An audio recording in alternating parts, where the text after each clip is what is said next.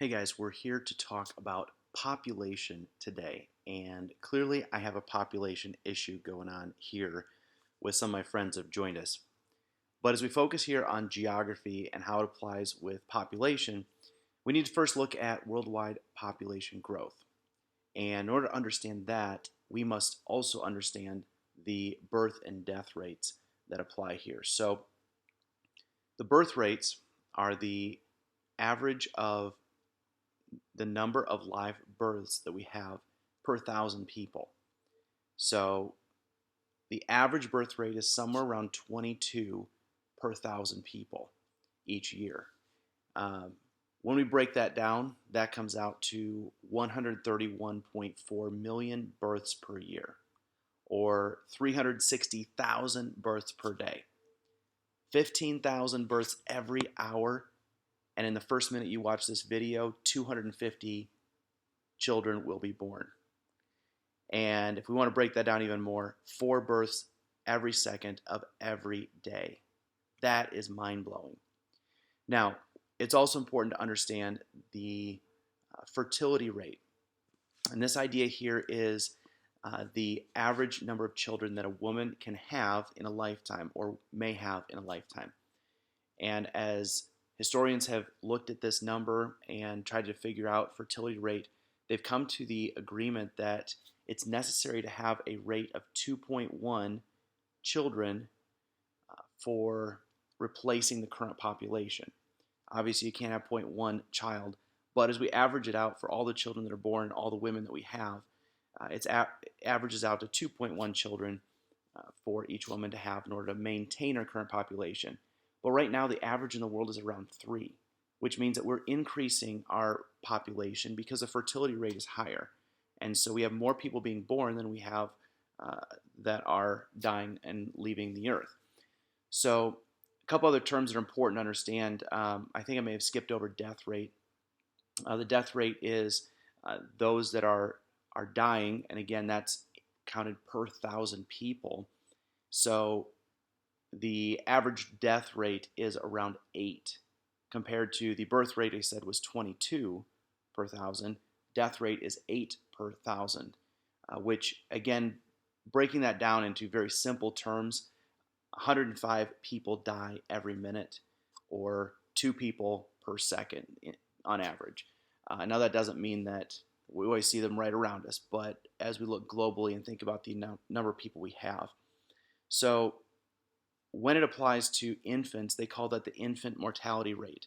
And it shows the number of deaths among infants under the age of 1. And unfortunately, that's a sad part of life, but that used to be much higher when we look at the infant mortality rate. Now, our population growth rate, or I think your book terms it the rate of natural increase, is the rate at which population is currently growing.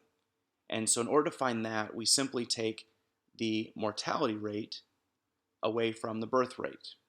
Or if we know the birth rate, we subtract away the mortality rate. And that helps us to understand the rate of natural increase. Now, as we think about all these people that are being born, that are dying, that are affecting our population, we need to understand how this population is distributed among our Earth. So I think it's obvious that people are not distributed evenly across the globe, that there's a higher population of people in the cities or in the large nations than there would be maybe in more widespread nations that we might see in Africa or maybe in northern Canada. So not everyone can live in the great city in which we live right now. People choose to live other places for a variety of reasons. But it is important to note that 90% of the world's population lives in the northern hemisphere. And one of the reasons for that is because of habitable lands. In order for people to be able to live in a certain region, the land must be livable.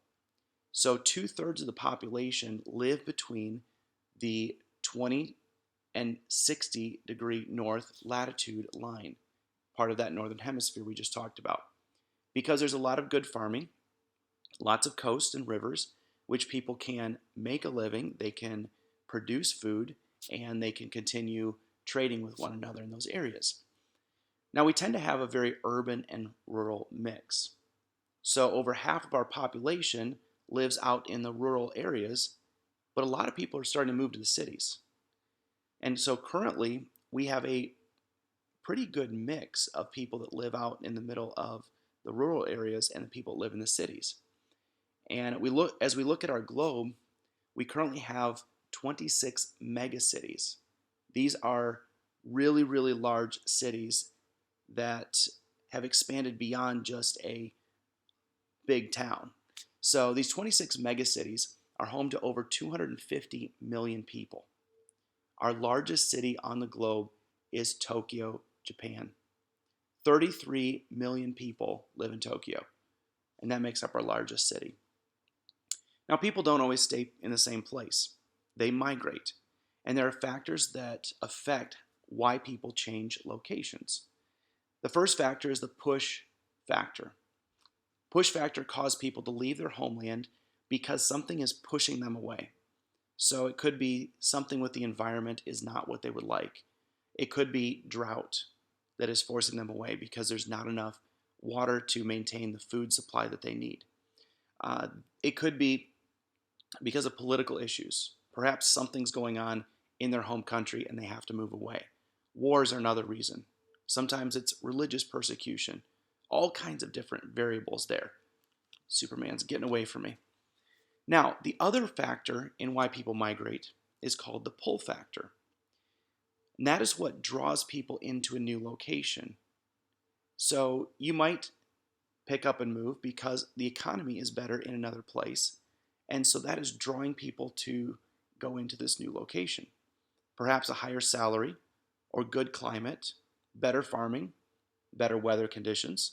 All of those things are pull factors that encourage people to go somewhere, and it pulls them in.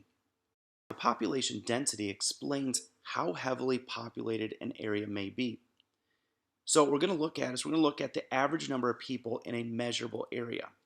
So we have to understand how many people are in that location. We have to be able to measure it. We can't just say, well, in this area we have 7 people and it's about 25 miles. We got to measure it accurately. But it may not truly reflect the actual population density if we are averaging. But it's the best we can do. We also need to understand the carrying capacity of a particular area. This is the number of organisms that a piece of land can support. So land fertility is a big part of that. Resources also are an important part, because if you only have so much water, then you can only have so many living creatures in that area, whether that's animals, plants, or human beings.